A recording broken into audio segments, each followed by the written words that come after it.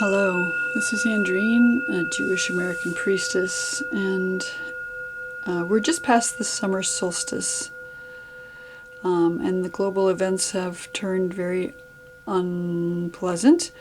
They were already pretty unpleasant, but they're getting worse, and I would like very much to do a reading today just addressing that situation. And if you're coming across this at another time, whatever big blow up is going on in your life, some kind of chaotic situation that seems out of control.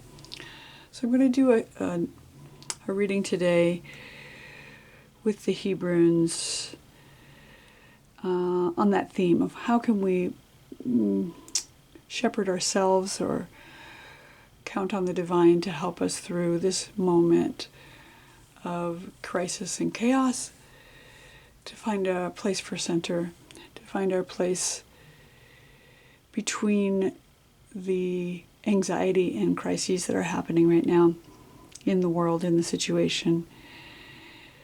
So to that effect, we're going to do a Mogen David reading, which is 7 Hebrunes in total. And we'll just stir them up and lay them down and see what comes up. These are the sweet gum or liquid amber runes, Hebrunes, a wood that is here to protect and help us find sweetness in this moment. Maybe I'll start with the first 3 and then read those, and we'll move on to the next 3. So the way I do a Mogen David reading is we start at the very top, and we have the letter Hey. In the lower right, we have the letter Tzadi.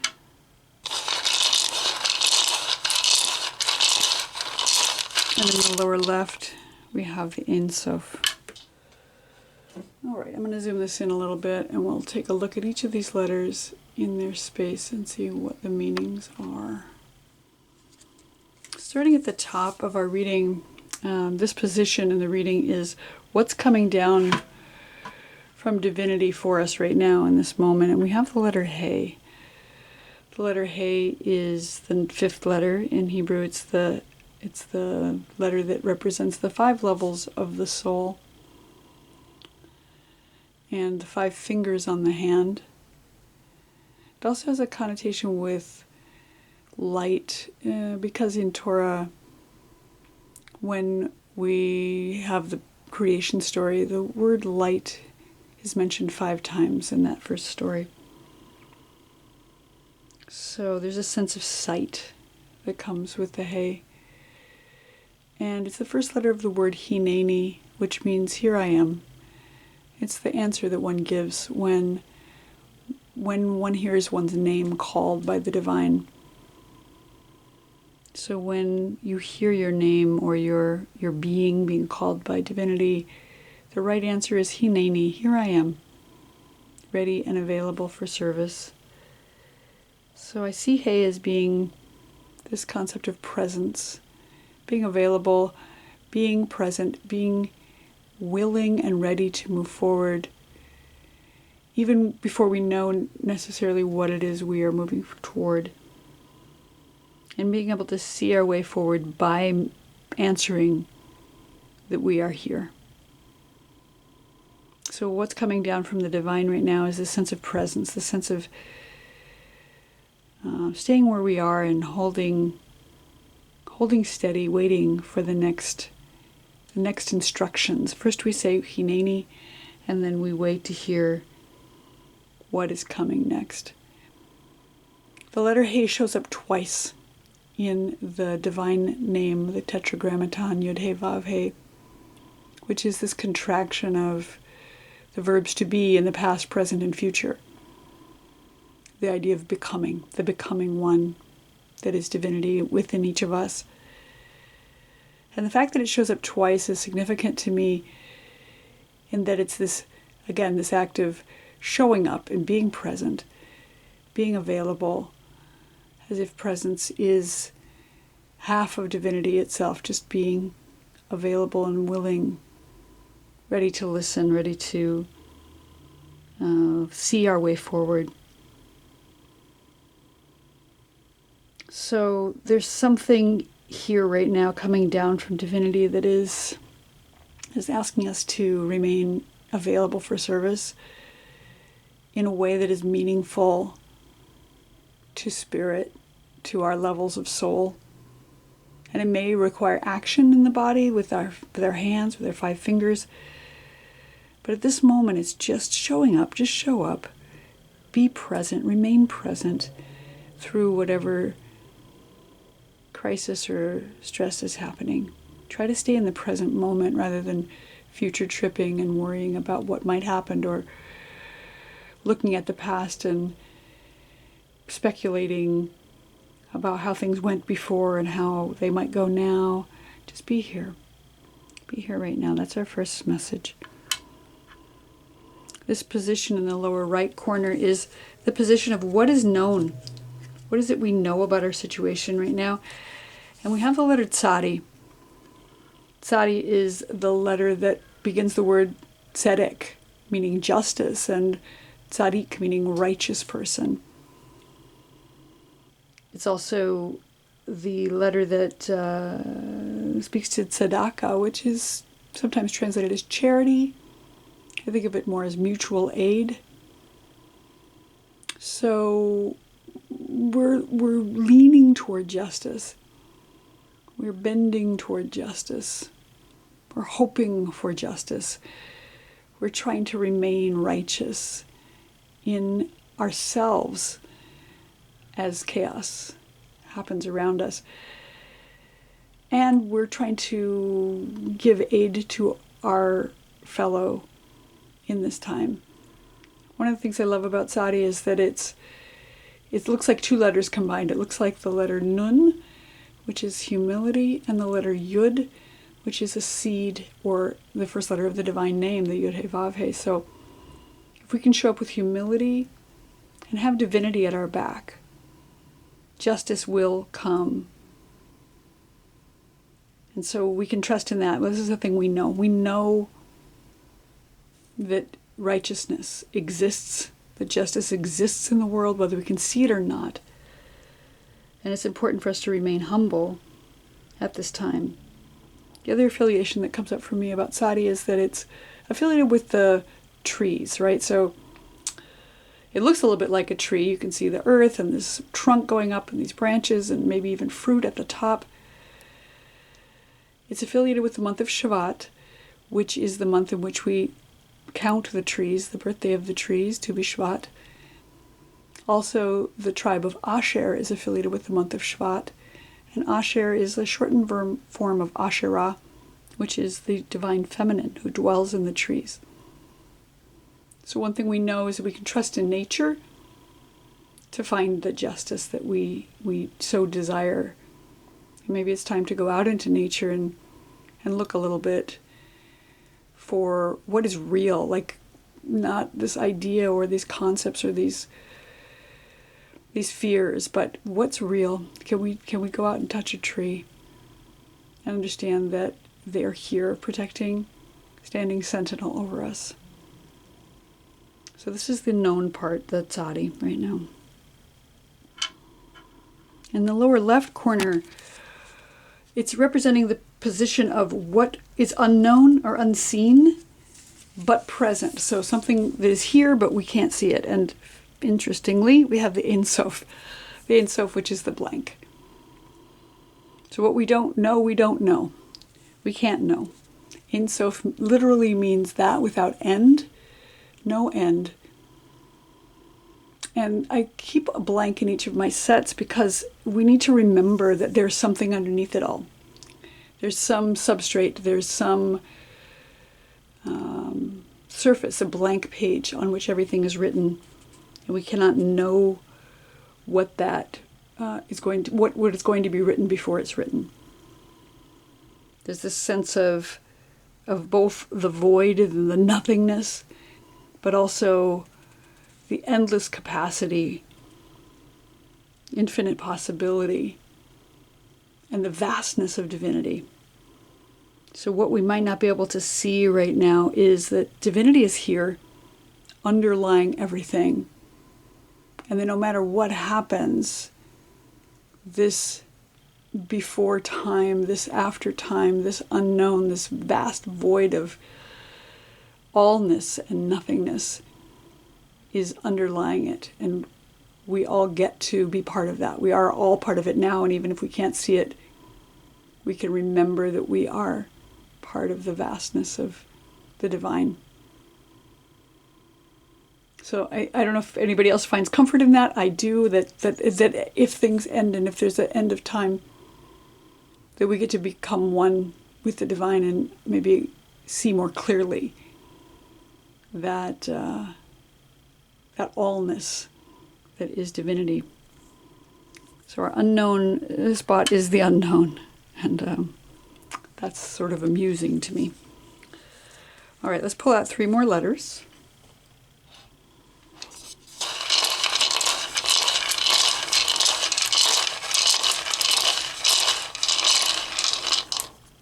At the bottom, we have the Dalet.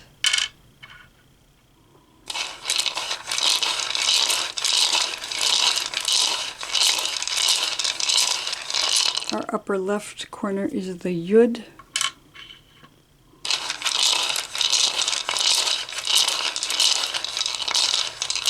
And our upper right corner is the Pei. So the Dalet at the bottom, this position is the position of what is supporting us, what is coming up from the earth to support us right now in this time. And we have the letter Dalet. Dalet means a doorway. It's that liminal space, the place between one thing and another. That we're standing here in this space again of the unknown, getting ready to walk through a doorway. We are between one building and the outside, the inside and the outside. We're between one room and another room. It's a portal, a transition, a transformation that's happening. And it can be seen as birth. That before birth, an infant does not know any other world besides the womb. And after birth, we live for some period of time, and then we go through another portal into the unknown on the other side. So this portal can be seen either as birth or death, and not necessarily a literal death, but something that is that transitional point. That when we stand in this doorway, we have the ability and maybe necessity to touch in with divinity in order to bring that with us as we step through the door. Those mezuzahs that are in doorways of Jewish homes are just reminders that the divine is here with us as we travel. Because those in-between times, like the time between the spring and the summer, that Tekufa Tammuz that we just passed through on the solstice, it's a fragile state sometimes, and we need to bring divinity with us as we step through. The Dalet has also got that sense of humbleness or humility with it, because it is, the word dal means poor, or somebody who's, less fortunate. So there's a humility here. And so we need to remain humble, maybe bow our heads as we step through the doorway so that we don't smack our head on the top frame of the door. And it's the number 4 in Gematria, so it precedes the 5, right? So we have to step through the doorway before we can become present. So we have both presence, and you can see that the Hey also has a Dalet in it in the upper right, and sort of a Yud down below, or a Vav down below. So we're stepping through that doorway into a place of presence. And Dalet is the binary transformation of wisdom and foolishness.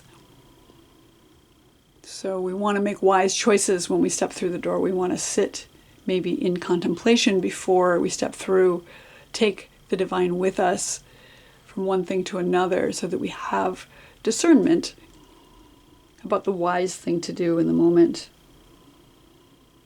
And I had a very wise person once tell me a long time ago, it never helps to worry and it never hurts to pray. So speak to divinity and listen also. Prayer is speaking and meditation is listening, so maybe both here. So the number 4 represents those that 4 edges of the doorway, the 4 seasons, the 4 elements. Tap into earth, air, fire, and water. And the 4 letters of the divine name, the Yud, He, Vav, He. So yeah, Dalet here is saying transformation, liminal space, finding our wisdom as we step through doorways. And that's what's coming up from below. That's what's supporting us right now, is that that transition. In the upper left corner, this is the position of what is our fear or challenge right now in this moment. And we have the letter Yud. Now, Yud is the smallest of all the letters. It's that first mark that goes on the page when we start to write. So we have the blank, and then we have this first dot. And it represents the seed, the beginning of a new thing.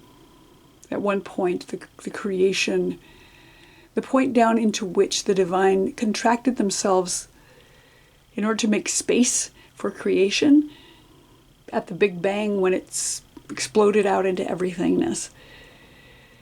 So our fear here is that beginning, that seed, the planting of a seed. Maybe we're afraid to start the next thing because we don't know what's going to happen. We're afraid to start writing. We're afraid to start our project. But at the same time, it's the first letter of the divine name. It's the first act of connection and becoming, is the Yud. And it's also the hand, because Yud begins the word Yad. So it's the hand in the body in the same way that the He is the 5 fingers in the hand. So there may be some action that we're required to take, but it's a little scary right now. Maybe that's the big challenge, is how do we start? How do we just begin? How do we plant a seed? It's the foundation of sexuality in the Sefer Yetzirah, the book of creation. So how do we connect in order to create? It also looks a little bit like a sperm. So planting that seed, that idea of creation through connection with another, or even in terms of fertility in the earth. Maybe we're afraid to plant something right now because we're afraid of what's going on in the world, the chaos that's happening. But know that the divine is here, and that even though we fear that, we can go back and trust that we are ready for service. So our fear or challenge is planting the seed, starting.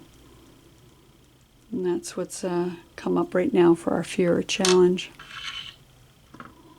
And in the upper right corner, this is the position of our advice for now. What is it we should be doing in this moment?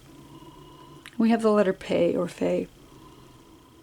Pe is the number 80. So it has this sense of the infinity loop. The 8 is an infinity loop. And it's times 10. So we've got this ultimate manifestation of the infinite here, right across from the Ein Sof, which is also the infinite. So the divine is showing up here twice in their infinite wisdom. And Pe represents, it's the word that means mouth. So it's about speaking. And it's about speaking specifically creation into existence. So this is said to be the mouth of the divine. And out of this mouth came the words, "Let there be light." If we can anthropomorphize God, right? So the way that the divine created the universe according to Torah was by using words.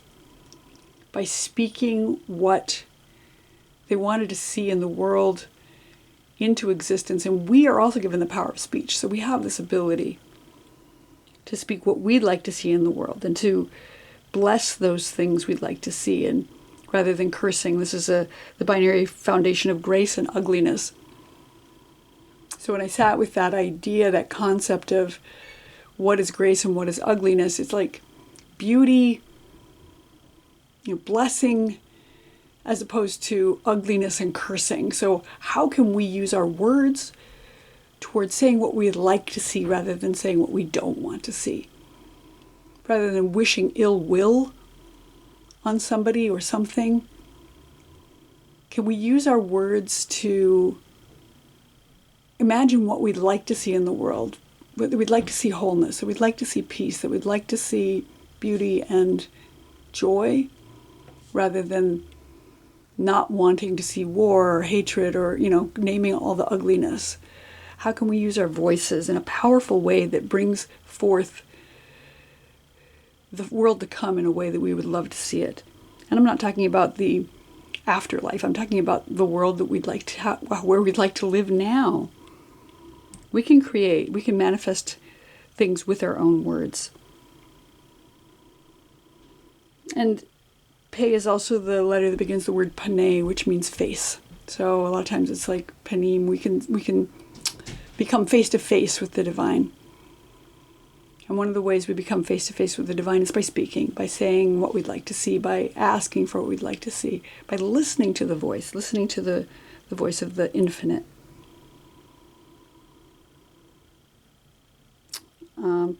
Time also begins with Pe, and in this letter looks a little bit like a spiral, which helps me to imagine the spiral of time. Because even though we've been this time of year before, things are slightly different. Maybe even though we've been in a situation like this before, things are different. Time doesn't circle, it spirals. So things transform. Transformation happens with that dalit. Every time we step through a doorway, we are a different person. So let's use our words to bless rather than curse, and to imagine a world where we would love to live, and trusting in the Infinite One with that ultimate manifestation of the 80, the 880, coming face to face with the divine. I'm going to pull out one more letter to set in the center of our reading today, for a sort of an outcome or hope, a final message for today. And whatever time you're finding this, whatever challenging time that you are discovering this. And our letter is Zayin. The letter Zayin is the number 7. And 7 is a magical number in Hebrew. It's the 7 days of creation, a completion of something that has become manifest. And Zayin has got this sense of sovereignty that comes with it. It's a sword or a scepter. So there's a huge amount of power, of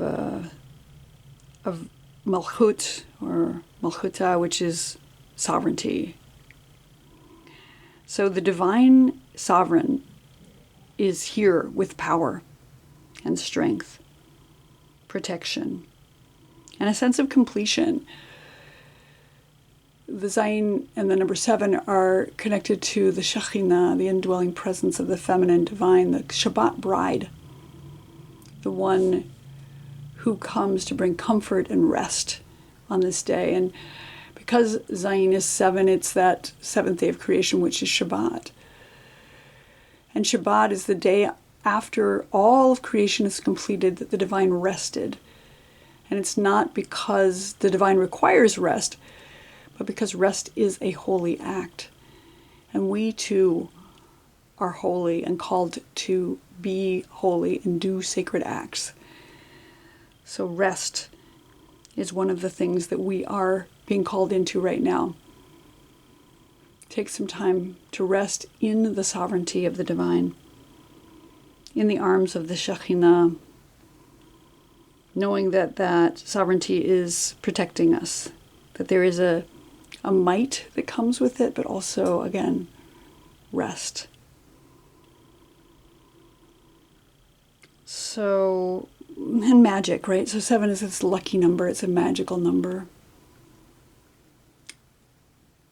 So know that there's magic underneath all of this, that the divine is here, that the sovereign has got you, and that we can rest in that power, take time for Shabbat. Really, really rest. Rest every day at the end of the day, and rest once a week if you can avoid your work, in order to honor that completion and celebrate a sense of wholeness. So again, coming down from above, we have the hay, which is remain present. Know that justice is here, that righteousness is coming, that the divine Asherah, the one who dwells in the trees, is continuing to make oxygen for us, is continuing to stand guard and sentinel over us. That even though we can't see our way forward, maybe we don't know what's going to happen with the Ein Sof, that without end, the infinite is there underneath it all.